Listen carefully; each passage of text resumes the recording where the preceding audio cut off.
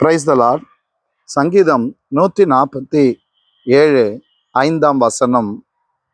நம்முடைய ஆண்டவர் பெரியவரும் மகா பலம் உள்ளவருமாயிருக்கிறார். அவருடைய அறிவு அளவில்லாதது. தேவனை ஆராதிக்கும் போது அவருடைய தெய்வீக தன்மையை நாம் தியானித்து கர்த்தரை நாம் ஆராதிக்க நம்முடைய இருதயத்தை நாம் ஒருமுகப்படுத்துவோம். நம்முடைய தேவன் யார்? நம்முடைய ஆண்டவர் எப்படிப்பட்டவர்? அவருடைய மகத்துவம், அவருடைய வல்லமை, அவருடைய பராக்கிரமம், இவைகளை எண்ணி நாம் ஆராதிக்கும் போது அந்த ஆராதனை அர்த்தமுள்ள ஆராதனையா இருக்கிறது.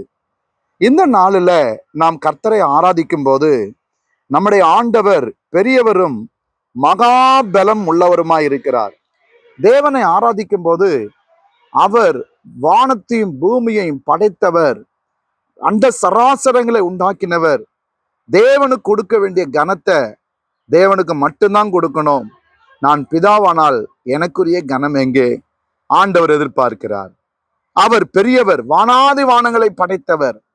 வேதம் சொல்லி இருக்கிறது மகாபலம் உள்ளவருமாயிருக்கிறார். வேதம் சொல்லி இருக்கிறது.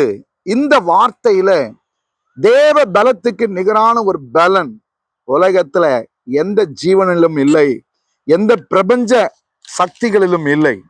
எனக்கு அன்பானவர்களே, அவர் காற்றை விட ஆண்டவருடைய தன்மை மகா பெரியது.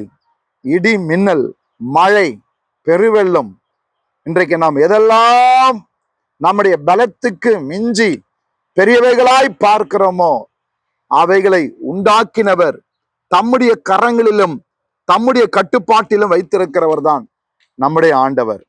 இன்றைக்கு உங்க வாழ்க்கையில கர்த்தரை ஆராதிக்கும் போது உங்களுடைய பலனுக்கு மிஞ்சி எந்த மனுஷ பலன் இருக்குதோ, எந்தவித பணபலம் இருக்கிறதோ, எந்த விதமான இன்றைக்கு உங்களை மேற்கொள்ள தொக்க எந்த விதமான தீய இன்றைக்கு மனிதர்கள் எழும்புகிறார்களோ, யாரை பற்றி நீங்க கவலைப்படாதீங்க.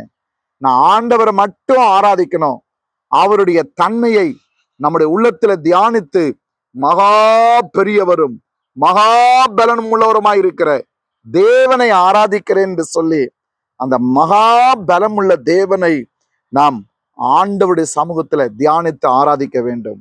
வேதம் சொல்லியிருக்கிறது அவருடைய அறிவு அளவில்லாதது. இந்த நேரத்துல நம்முடைய ஹியூமன் கெப்பாசிட்டி இஸ் லிமிட்டட்.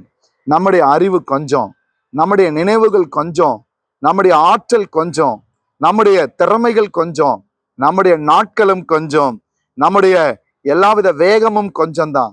ஆனால் தேவன் அப்படி இல்லைங்க. நித்தியமானவர், நித்திய பலன், நித்திய வல்லமை, நித்திய மகிமை, நித்திய ஆற்றல். எனக்கு அன்பானவர்களே, அப்படிப்பட்ட தேவனை தியானித்து ஆண்டோட சமூகத்துல போய் நல்ல கையை தட்டி ஆராதனை செஞ்சு பாருங்களேன். மகா பலம் உள்ளவரே, என் பலனே, என் கோட்டையே, என் தஞ்சமேன்னு சொல்லி மகா பலம் உள்ள தேவனை நல்ல கண்களை மூடி நீங்க ஆராதிக்கும் போது தேவ பலன் உங்களை நிரப்பும்.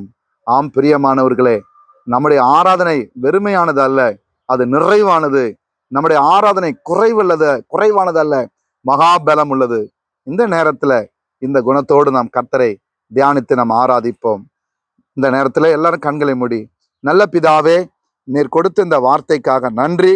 இந்த வார்த்தையின் மூலம் நீர் எங்களோடு இடைபடுவதற்காக உமக்கு கொடான கோடி ஸ்தோத்திரம். எங்கள் ஆண்டவர் நீர் பெரியவராயிருக்கிறீர், மகாபலம் உள்ளவராயிருக்கிறீர். உம்முடைய அறிவு அளவில்லாத தகப்பனை, இதை நாங்கள் ஆண்டவரே தியானித்து நாங்கள் ஆராதிக்கிறோம். உங்க தெய்வீக பிரசன்னத்தினாலே ஒவ்வொருவரையும் மூடிக்கொள்ளும். இயேசுவின் நாமத்தில் பிதாவே, ஆமென். God bless you.